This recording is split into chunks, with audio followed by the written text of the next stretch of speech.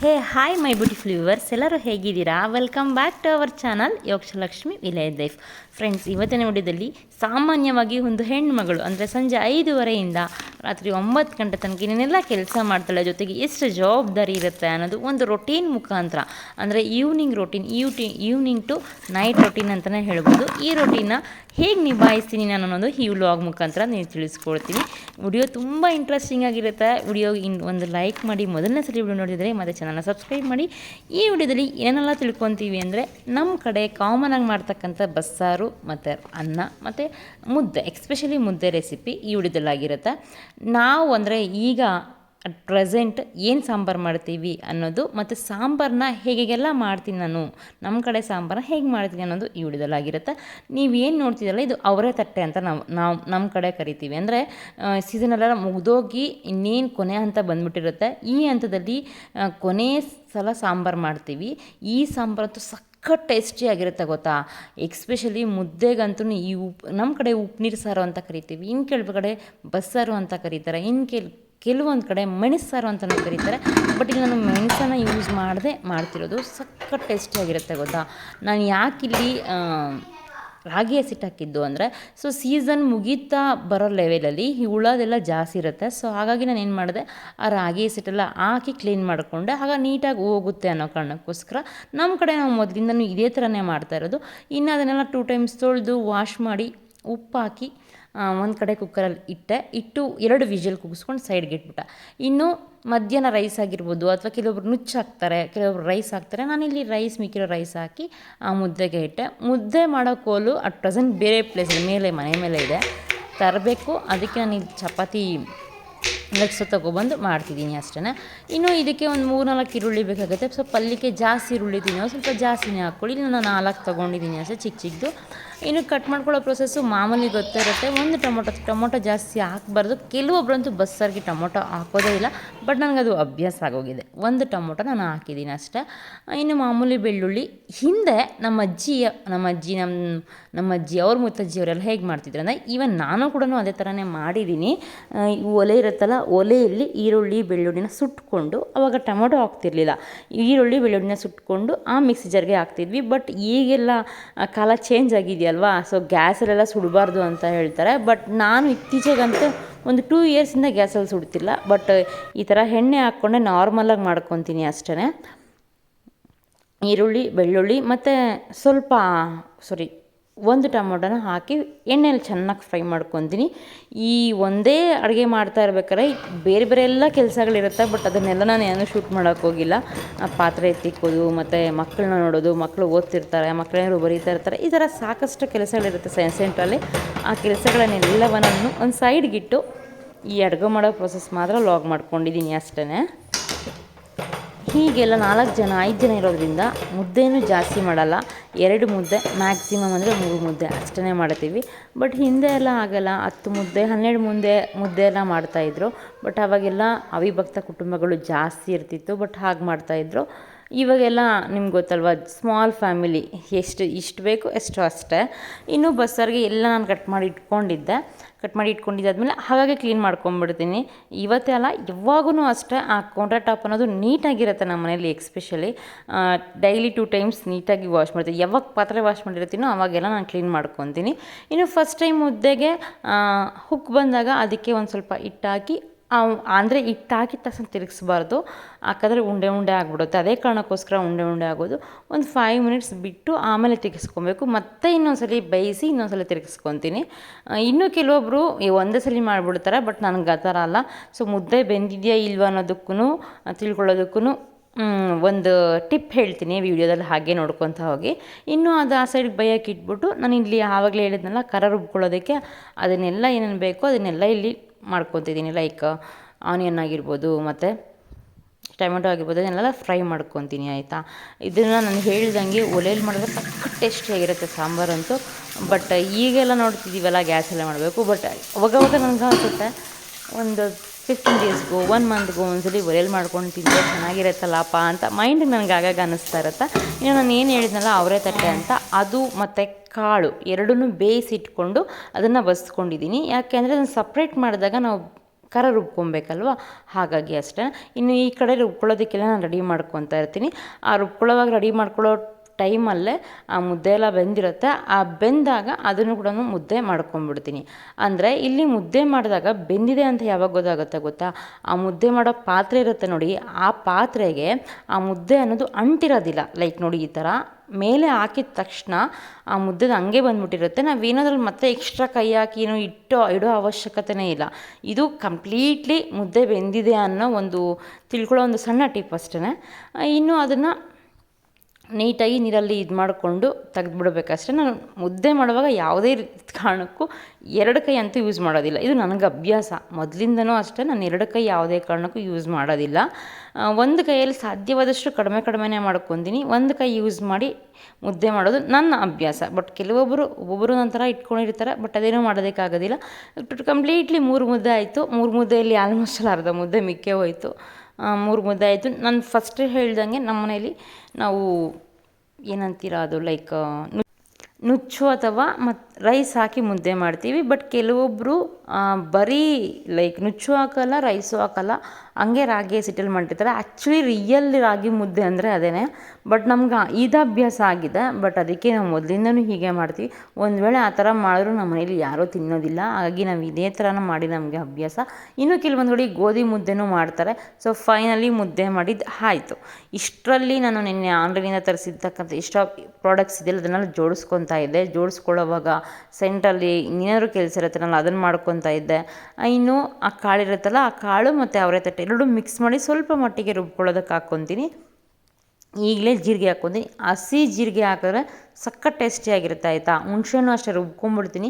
ನಾನು ಅದನ್ನು ನೆನೆಸಿ ಎಕ್ಸ್ಟ್ರಾ ಹಾಕೋದಿಲ್ಲ. ಈ ಮಿಕ್ಸಿ ಜಾರ್ಗೆ ಹಾಕ್ಕೊಂಡ್ರೆ ಒಂದೊಂದ್ಸಲ ಎಲ್ಲ ಗ್ರೈಂಡ್ ಆಗಿಬಿಡುತ್ತೆ ಅಂತ. ಇನ್ನು ಸಾಂಬಾರು ಪುಡಿ ಇರುತ್ತಲ್ಲ, ಸಾಂಬಾರು ಪುಡಿ ಕೂಡ ನಾನು ಆಲ್ಮೋಸ್ಟ್ ಇದೇ ಟೈಮಲ್ಲೇ ಹಾಕ್ಕೊಂಡ್ಬಿಡ್ತೀನಿ. ಕೊತ್ತಂಬರಿ ಸೊಪ್ಪಿದ್ರೆ ಕೂಡ ನಾವು ಹಾಕ್ಕೊಬೋದು. ಬಟ್ ನಮ್ಮಲ್ಲಿ ಕೊತ್ತಂಬರಿ ಇಲ್ಲ, ಹಾಗಾಗಿ ಇದನ್ನು ಸ್ಕಿಪ್ ಮಾಡ್ತಿದ್ದೀನಿ ಅಷ್ಟೇ. ಇನ್ನು ಟೋಟಲಾಗಿ ಫೈನಲ್ಲಾಗಿ ಕೊತ್ತಂಬರಿ ಸೊಪ್ಪು ಮತ್ತು ಜೀರಿಗೆ ಇನ್ನೆಲ್ಲವನ್ನು ಹಾಕಿ ರುಬ್ಕೊಂಡಿದ್ದಾಯಿತು. ಫ್ರೆಂಡ್ಸ್, ನಿಮಗೇನಾದರೂ ಖಾರದ ಪುಡಿ ಅಥವಾ ಸಾಂಬಾರು ಪುಡಿ ಬೇಕು ಅಂದರೆ ನನಗೆ ಒಂದು ಕಮೆಂಟಲ್ಲಿ ಹಾಯ್ ಅಂತ ಮೆಸೇಜ್ ಮಾಡಿ, ನಾನು ಅವ್ರಿಗೆ ನಂಬರ್ ಕೊಡ್ತೀನಿ. ಬೇಕಾದ್ರೆ ನೀವು ಆರ್ಡರ್ ಮಾಡ್ಕೊಬೋದು. ನಾವು ಸುಮಾರು ಒಂದು 15 kg ಸಾಂಬಾರು ಪೌಡರ್ ಆಗೋಷ್ಟು ಪ್ರೆಸೆಂಟ್ ಮನೆಯಲ್ಲೇ ಹೋಮ್ ಮೇಡ್ ಸಾಂಬಾರು ಪುಡಿಯನ್ನು ಮಾಡಿದ್ದೀವಿ. ನಿಮ್ಗೆ ಯಾರಿಗಾದರೂ ಬೇಕು ಅಂದರೆ ಕಮೆಂಟ್ ಬಾಕ್ಸಲ್ಲಿ ಸಾಂಬಾರು ಪುಡಿ ಬೇಕು ಅನ್ನೋರು ಕಮೆಂಟ್ ಬಾಕ್ಸಲ್ಲಿ ಹಾಯ್ ಅಂತ ಮೆಸೇಜ್ ಮಾಡಿ. ನಾನು ಖಂಡಿತ ನಂಬರನ್ನು ಡಿಸ್ಕ್ರಿಪ್ಷನಲ್ಲಿ ಹಾಕ್ತೀನಿ. ಇಲ್ಲಾಂದರೆ ಹಾಕೋದಿಲ್ಲ, ಅದಕ್ಕೆ ಹೇಳ್ತಿದ್ದೀನಿ ಆಯಿತಾ. ಇನ್ನು ಅದೇ ಬಾಣಲೆಯಲ್ಲಿ ನಾನೇನು ಮಾಡ್ತೀನಿ ಅಂದರೆ ಪಲ್ಯ ಮಾಡ್ಕೊಬೇಕಲ್ವಾ. ಸೊ ಪಲ್ಯಕ್ಕೆ ನಾನೇನು ಮಾಡಿದ್ದೀನಿ ಅಂದರೆ ಬೆಳ್ಳುಳ್ಳಿನ ಸ್ವಲ್ಪ ಚಿಕ್ಕದಾಗಿ ಕಟ್ ಮಾಡ್ಕೊಬೇಕಿತ್ತು, ಮರ್ತೋಗಿದ್ದೆ ಆಯಿತಾ. ಕಟ್ ಮಾಡಿಕೊಂಡು ಆ ಎಣ್ಣೆಗೆ ಹಾಕಿ ಈ ಒಣಮೆಣ್ಸಿನ್ಕಾಯಿ ಅಥವಾ ಹಸಿಮೆಣ್ಸಿನ್ಕಾಯಿ ಇದ್ದರೆ ಚೆನ್ನಾಗಿರುತ್ತೆ ಟೇಸ್ಟು. ಕೆಲವೊಬ್ಬರು ಹಣ್ಣು ಮೆಣಸಿನ್ಕಾಯಿ ಹಾಕ್ತಾರೆ, ಬಟ್ ನಿಮ್ಮ ಇಷ್ಟ ಅದು. ಕೆಲವೊಬ್ಬರು ಖಾರದ ಪುಡಿ ಹಾಕೋರು ಇದ್ದಾರೆ, ಪುಣ್ಯಾತಮರು. ಇದನ್ನು ಹಾಕಿ ಇನ್ನು ಬೇಯಿಸಿದ್ವಲ್ಲ ಅದನ್ನು ಹಾಕಿ ತಿರುಗಿಸ್ಕೊಳ್ಳೋದು. ಇದಕ್ಕೆ ಸ್ವಲ್ಪ ಉಪ್ಪು, ಅಂದರೆ ಫಸ್ಟ್ ನಾವು ಬೇಯಿಸಿದ್ದಾಗ ಉಪ್ಪು ಹಾಕಿದ್ವಲ್ಲ, ಹಾಗಾಗಿ ಸ್ವಲ್ಪ ಉಪ್ಪನ್ನು ಬೆರೆಸ್ಕೊಂಡು ಮಿಕ್ಸ್ ಮಾಡೋದಷ್ಟೇ. ಬಟ್ ಇನ್ನೂ ಟೇಸ್ಟಿಯಾಗಿರಬೇಕು ಅಂದರೆ ಇದಿರುತ್ತಲ್ಲ, ಕಡಲೆ ಬೀಜ ಇರುತ್ತಲ್ಲ, ಕಡಲೆ ಬೀಜ ಹುರಿದ್ಬಿಟ್ಟು ಸ್ವಲ್ಪ ಅದನ್ನು ಪೌಡರ್ ಮಾಡಿ ಇದಕ್ಕೆ ಹಾಕಿದ್ರೆ ಸಕ್ಕತ್ತಾಗಿರುತ್ತೆ ಟೇಸ್ಟು.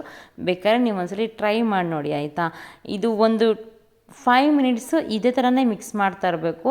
ಆ ಒಂದು ಈರುಳ್ಳಿ, ಆ ಎಣ್ಣೆ ಮತ್ತು ಆ ಒಂದು ಅವರೆ ತಟ್ಟೆಗಳಿಗೆ ಮತ್ತು ಕಾಳಿಗೆ ನೀಟಾಗಿ ಮಿಕ್ಸ್ ಆಗಬೇಕು. ಅಷ್ಟರ ಮಟ್ಟಿಗೆ ಮಿಕ್ಸ್ ಮಾಡ್ತಾನೆ ಇರಬೇಕು, ಆವಾಗ ಮಾತ್ರ ಚೆನ್ನಾಗಿರೋದು. ಒಂದು ಕಡೆ ರೈಸ್ ಆಯಿತು, ಇನ್ನೊಂದು ಕಡೆ ಮುದ್ದೆ ಆಯಿತು, ಇನ್ನೊಂದು ಕಡೆ ಪಲ್ಯನೂ ಆಯಿತು. ಇನ್ನೇನಿದ್ರೂ ಸಾಂಬಾರಿಗೆ ಒಗ್ಗರಣೆ ಆಗೋದು. ಲಾಸ್ಟ್ ಆ್ಯಂಡ್ ಲೀಸ್ಟ್ ಸಾಂಬಾರಿಗೆ ಎಣ್ಣೆ ಹಾಕ್ಕೊಂಡೆ, ಸಾಸಿವೆ ಹಾಕ್ಕೊಂಡೆ ಮತ್ತು ಕರಿಬೇವು. ಈಗ ಪ್ರೆಸೆಂಟ್ ಕರಿಬೇವು ಇವಾಗ ಸಿಗುತ್ತಾ ಇರೋದ್ರಿಂದ ಸ್ವಲ್ಪ ನೆಮ್ಮದಿ, ಎಲ್ಲೊಂದು ಕಡೆ ಕರಿಬೇವು ಸಿಗ್ತಿದೆಯಲ್ಲ ಅಂತ. ಬಟ್ ಅನ್ಸೀಸ್ನಲ್ಲಂತೂ ಕರಿಬೇವು ಸಿಗೋದೇ ಇಲ್ಲ. ನಮ್ಮ ಕಡೆನೂ ಆಲ್ಮೋಸ್ಟ್ ಅಲ್ಲಿ ಹಾಗೆ ಆಗುತ್ತೆ. ಎಕ್ಸ್ಪ್ರೆಸ್ ಚಳಿಗಾಲದಂತೂ ಕರಿಬೇವು ಸಿಗೋದೇ ಇಲ್ಲ. ಇನ್ನು ಕರಿಬೇವು ಹಾಕಿ ಮಾಮೂಲಿ ಒಗ್ಗರಣೆ, ಸಾಂಬಾರಿಗೆ ಏನು ಒಗ್ಗರಣೆ ಹಾಕ್ತೀವಲ್ಲ ಅದನ್ನು ಒಗ್ಗರಣೆ ಹಾಕ್ತೀವಿ. ಬಟ್ ಈ ಒಗ್ಗರಣೆ ಹಾಕೋ ಟೈಮಲ್ಲಿ ಈರುಳ್ಳಿ ಕಟ್ ಮಾಡಿ, ಒಂದು ಅರ್ಧ ಈರುಳ್ಳಿ ಕಟ್ ಮಾಡಿ ಹಾಕಿದ್ರು ಕೂಡ ಚೆನ್ನಾಗಿರುತ್ತೆ ಸಾಂಬಾರು ಟೇಸ್ಟ್ ಆಯಿತಾ. ಎಲ್ಲ ಮಾಡಿದ್ರೂ ಸಾಂಬಾರು ಟೇಸ್ಟಾಗಿದ್ದೇ ಇರುತ್ತೆ. ಬಟ್ ಇನ್ನೇನು ಅದೇ ಎಕ್ಸ್ಟ್ರಾ ಆ್ಯಡಿಂಗ್ ಎಲ್ಲ ಏನೂ ಇಲ್ಲಾಂದ್ರೂ ಕೂಡ ಸಾಂಬಾರು ಟೇಸ್ಟಾಗಿರುತ್ತೆ. ಕಾಮನ್ನಾಗಿ ಮಾಡಿದ್ರೂ ಚೆನ್ನಾಗಿರುತ್ತೆ. ಬಟ್ ನಿಮ್ಗೆ ಇನ್ನೂ ಎಕ್ಸ್ಟ್ರಾ ಬೇಕು ಅಂದರೆ ಮಾತ್ರ ಆಪ್ಷನಲ್ಲಿ ಹೇಳ್ತಿದ್ದೀನಿ ಅಷ್ಟೇ ಆಯಿತಾ. ಇನ್ನು ಆಯಿತು ಮಾಡ್ಕೊಂಡಿದ್ದಾಯಿತು. ಇದು ಆಲ್ಮೋಸ್ಟ್ ನಮ್ಮ ಮನೆಯಲ್ಲಿ ಒಂದು 7:30 ಅಥವಾ 8 ಒಳಗಡೆ ಅಡುಗೆ ಆಗಿಬಿಟ್ಟಿರುತ್ತೆ. ಕೆಲವೊಂದು ಸಲ ನಾವು 7 ಊಟ ಮಾಡ್ತಾ ಇರ್ತೀವಿ. ಯಾಕಂದರೆ ಒಂದು 9 ಅಂದರೆ ಆಲ್ಮೋಸ್ಟ್ ಒಂದು 80% ಜನ ಮಲ್ಕೊಂಡ್ಬಿಟ್ಟಿರ್ತಾರೆ ನಮ್ಮ ಕಡೆ, ಹಳ್ಳಿಗಳ ಕಡೆ. ಒಂದು 9 9:30 ಅಂದರೆ ಮ್ಯಾಕ್ಸಿಮಮ್. ಲೈಕ್ ನಿಮ್ಮ ಕಡೆ ಅಂದರೆ ಸಿಟಿ ಕಡೆ ಒಂದು 12 ಗಂಟೆ ಆ ಥರ ಇರುತ್ತಲ್ಲ, ಆ ಥರ ಇರುತ್ತೆ ನಮ್ಮ ಕಡೆ ಎಲ್ಲ. ನಾನು ಅಷ್ಟೊತ್ತಿಗೆಲ್ಲ ಆಲ್ಮೋಸ್ಟ್ ಮಲ್ಕೊಂಬಿಟ್ಟಿರ್ತಾರೆ.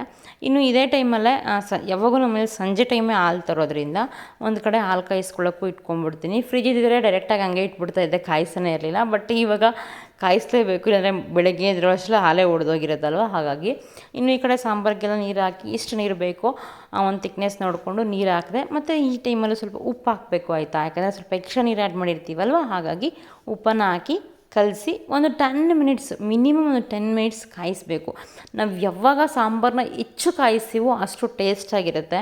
ನೀವು ಯಾವ ಸಾಂಬಾರಾದರೂ ಮಾಡಿ ಕಾಯಿಸಿದಷ್ಟು ಟೇಸ್ಟ್ ಚೆನ್ನಾಗಿ ಬರುತ್ತೆ. ಇನ್ನು ಹಾಲು ಕಿತ್ತಾಯಿತು, ಹಾಲನ್ನು ಒಂದು ಕಡೆ ತೆಗೆಸ್ಬಿಟ್ಟು ಇಟ್ಬಿಟ್ಟೆ.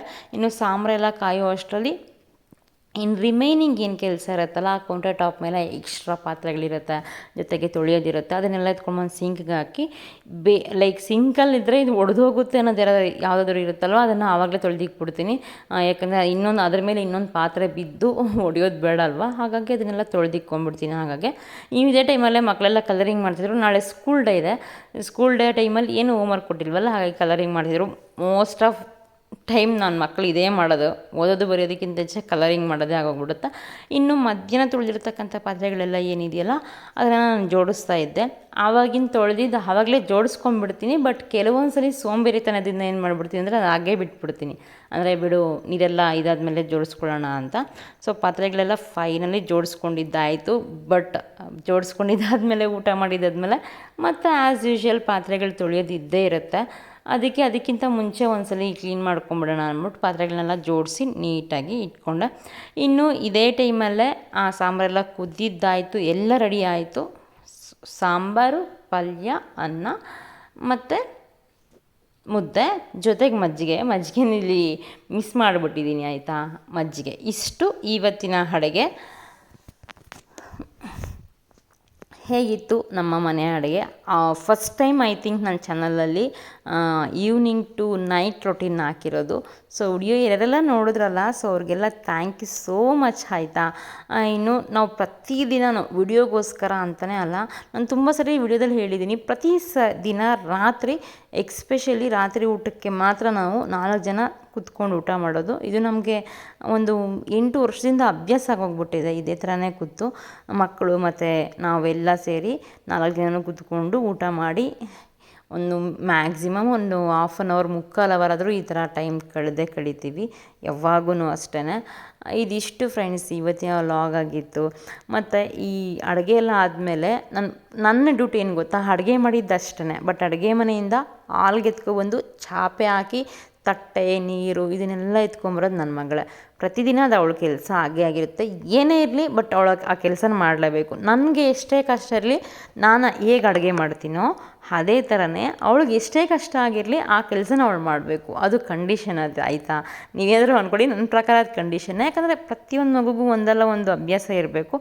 ಇದು ಆ ತಟ್ಟೆ ಎತ್ಕೊಬರೋದು, ಊಟ ಎತ್ಕೊಂಬರೋದು ಒಂದು ಪುಣ್ಯದ ಕೆಲಸನ ಅಂತಲೂ ಅನ್ಕೊಬೋದಲ್ವ. ಹಾಗಾಗಿ ನಾನು ಪ್ರತಿದಿನ ಅದನ್ನು ಮಾಡಿಸ್ತೀನಿ. ಮತ್ತು ಊಟ ಆದಮೇಲೆ ನಾವು ತಿಂದಿರೋದು ಮತ್ತು ಮನೆಯವರು ತಿಂದಿರೋದು ಎಲ್ಲನೂ ತೊಗೊಂಡೋಗಿ ಸಿಂಕಲ್ಲಿಕ್ಕಿ ಅಡುಗೆ ಮನೆ ಹತ್ರ ಇಕ್ಕೋ ಜವಾಬ್ದಾರಿ ಕೂಡ ಅವಳದ್ದೇ ಆಗಿರುತ್ತೆ.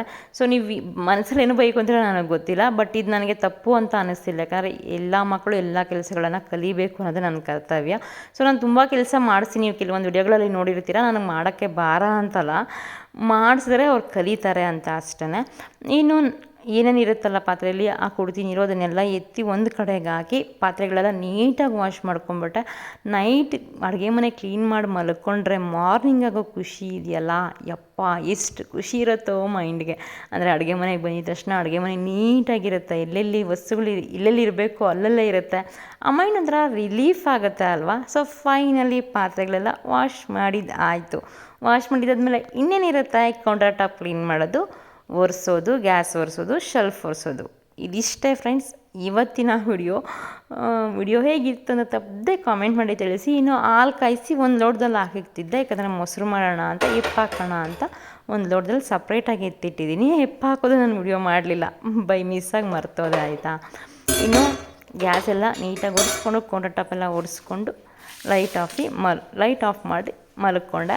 ಇದೆಲ್ಲ ಮಾಡೋಷ್ಟರಲ್ಲಿ ಆಲ್ಮೋಸ್ಟ್ ನನ್ನ ಟೈಮ್ 9-10 ಆಗಿತ್ತು, 9-10 ಆಗಿತ್ತು. ಅಂದರೆ ಸಂಜೆ 5:30ಯಿಂದ ರಾತ್ರಿ 9-10, 9:15ವರೆಗೂ ಎಷ್ಟು ಕೆಲಸ ಇರುತ್ತೆ ಅಲ್ವಾ ಹೆಣ್ಮಕ್ಳಿಗೆ.